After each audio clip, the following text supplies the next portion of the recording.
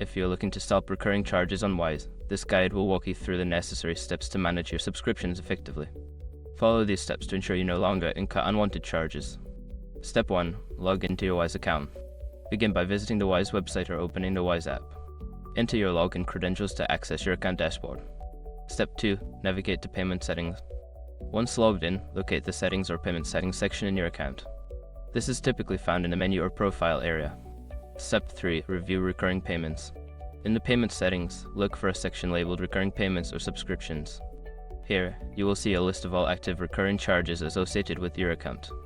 Step 4. Select the subscription to cancel. Identify the specific recurring charge you wish to stop. Click on it to view more details about the subscription, including payment frequency and amount. Step 5. Cancel the subscription.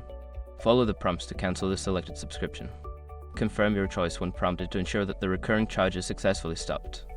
After completing these steps, you should no longer receive charges for the cancelled subscription. Always remember to check your account regularly to manage any future subscriptions effectively.